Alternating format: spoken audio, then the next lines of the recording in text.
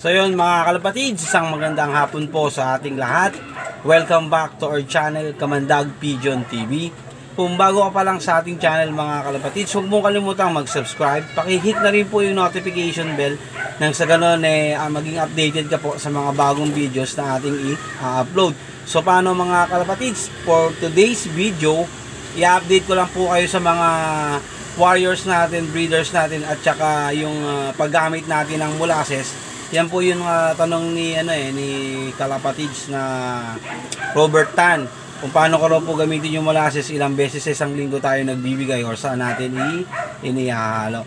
So yun po mga kalapatids ang ating pag-uusapan for today's video. So paano mga kalapatids? Shoutout muna tayo.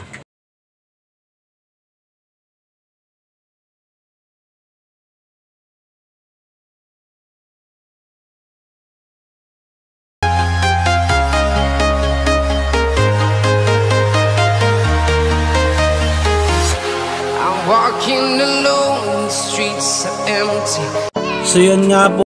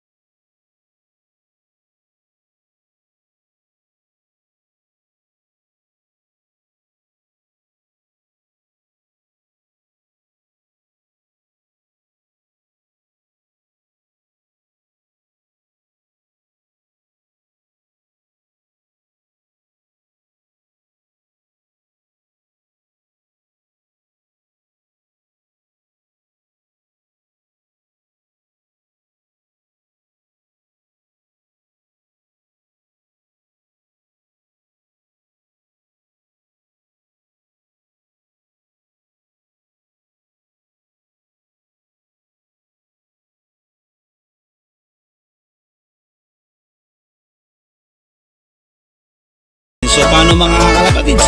Tara na, tayo po mag-unboxing na mga kalapatids. Chay. Ako na. Chay, tabi mo na, ako na, bitaw mo. So yan guys, mga kalapatids, meron po tayong parcel. Dumating.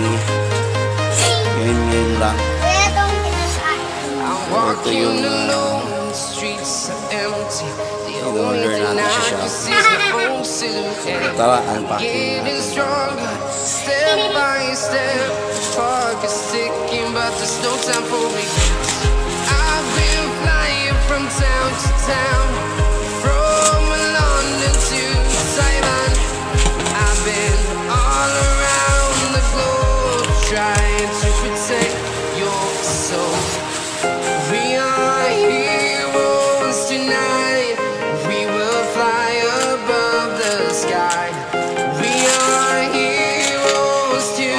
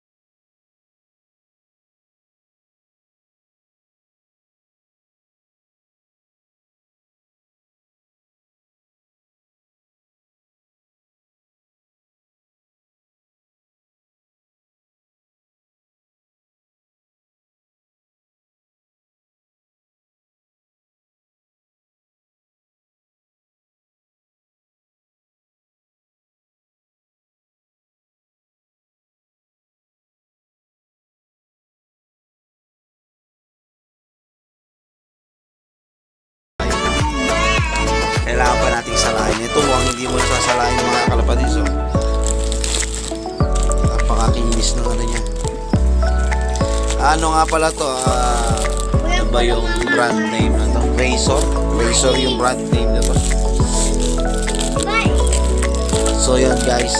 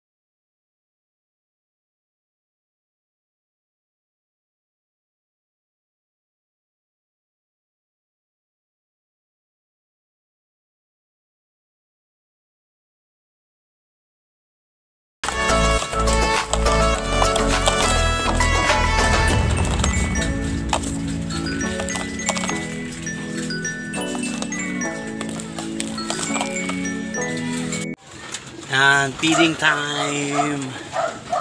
Sira na yung tuntungan nila. Oh. So yan mga kalapatids, feeding time tayo ngayon.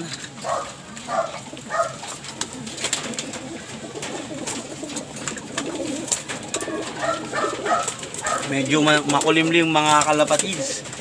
Medyo masama ang panahon dito sa lugar namin sa araw na ito. Maingay na naman po yung mga aso. Pasensya na mga kalapatids. Kung maiingayan kayo sa aso, yan po sila mga kalapatids. Ito po yung kabila. Ayan. Yan sila. Yan. So, anong inaantay nyo? Tubig. Maya maya, kain muna kayo.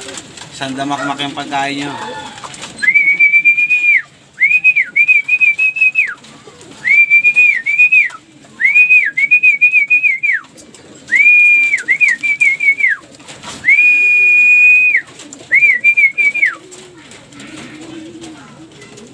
Pakain tayo mga kalapatids.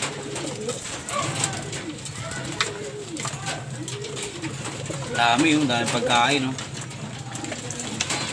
Ubus yan mamaya. Pakikita ko sa inyo mamaya mga kalapatids yan. Dito seryoso yung pagkain nila, oh.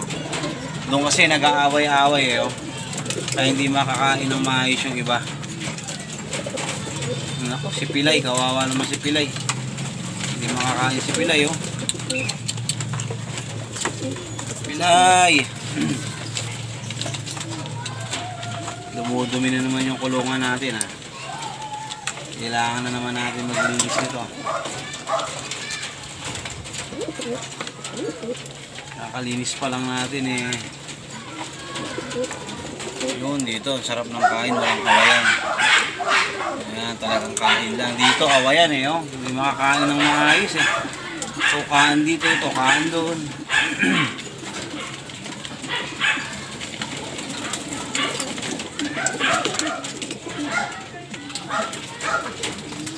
Namaya pag nagsama-sama yung ubos yun. Siga itong mag-ama, yun. Yan, mag-ama. Batangas Sport. Anak ni Batangas Sport. Junior yan, si Batangas Junior.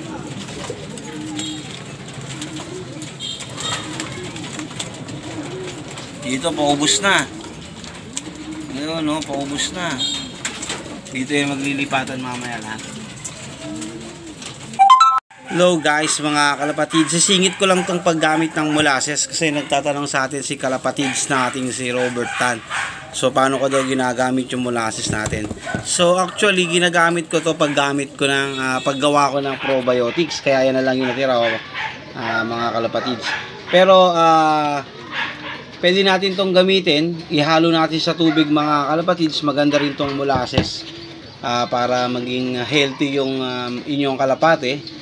At the same time, during race po mga kalapatids, pagkagaling ng karera mga ibon natin, nagbibigay po ako nito, inihahalo ko po sa electrolytes itong mga kalapatids. Naghahalo po nito sa 1 litrong tubig, siguro isang takip mga kalapatids, isang gantong takip. So yan po yung ginagawa natin sa araw ng karera. Even po na training pa lang, sinasanay ko na sila dito mga kalapatids. So sa breeders, sa flyers, yan, sa mga breeders nga natin, sa alaga natin, hindi ako nagbibigay nito daily or twice a week kapag nagbibigay po ako ng malunggay juice at saka ng oregano juice. Ito po yung inihahalo ko. Siya po. Kayo pong bahala kung anong pwede nyong gawin. Pwede nyong ihalo sa tubig. Pwede naman po ipainom nyo to. Wala naman pong problema. So merong iba inihalo sa patoka. Kaya lang sa akin hindi ko to inihalo kasi masyadong malagkit mga kalapatids. Magdidikit-dikit yung patoka natin.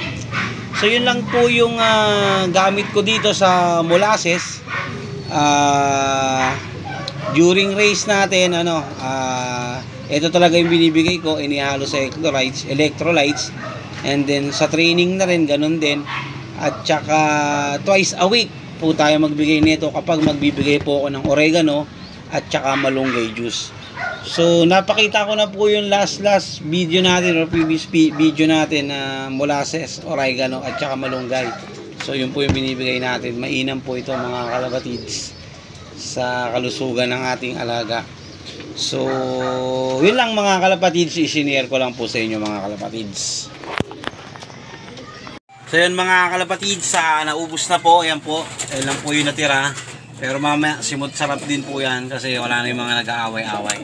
So ayan na sila, nasa kanilang mga pwesto na mga kalapatids. Ayun, lalo na dito. Ayun, sige pa rin po ang mga barakuan. So ayan po mga kalapatids, subos na rin po dito. So ayun po yung iba, doon yung iba sa labas. So yun po for today's video mga kalapatids. Maraming salamat. Hopefully nag-enjoy po kayo sa ating channel at sa ating tinalakay na kung paano po gamitin yung molasses at saka sa pag unboxing po natin